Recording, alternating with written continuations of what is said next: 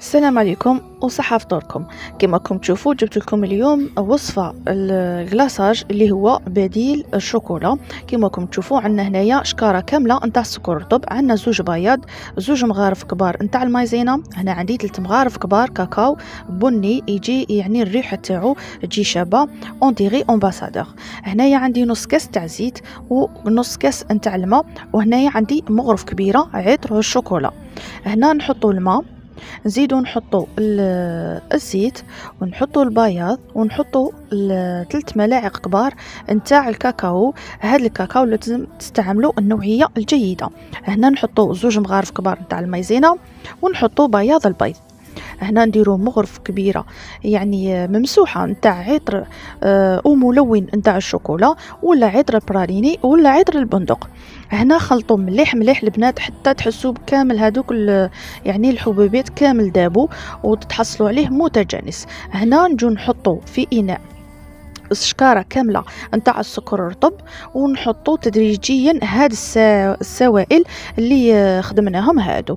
هنايا كما راكم تشوفوا نبدا نعجن فيها البنات، ما نحطش كامل السوائل على ضربه. هنا نحلها جيدا باش ما ديرليش هادوك الكويرات، ونعرف شحال نحط من السوائل.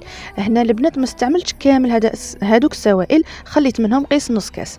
هنا نجو نحطو 2 مغارف كبار نتاع كاكاو نوار، ونحطو شويه نتاع السوائل قيس ما يذوب لنا الكاكاو. هنا نجو نحطو يعني عليه 2 كيسان كاملين نتاع السكر الرطب.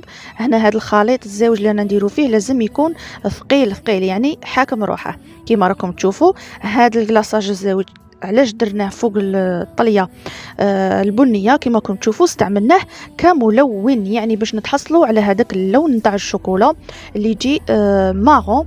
كما راكم تشوفوا نقدروا نقلاصوا به كامل انواع الحلويات اللي هي نتاع الصابلي. هنا خلوه البنات ساعتين 3 سوايع، يعني قد ما تخلوه يرتاح يجيكم يعطيكم يعني نتيجه رائعه.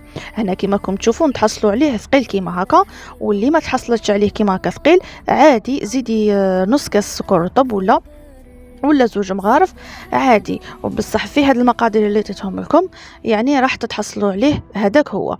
هنا شوفوا بعد اللي طلينا الحلويات، هنا كما راكم تشوفوا استعملته في مخبز نتاع الفلون الشوكولا.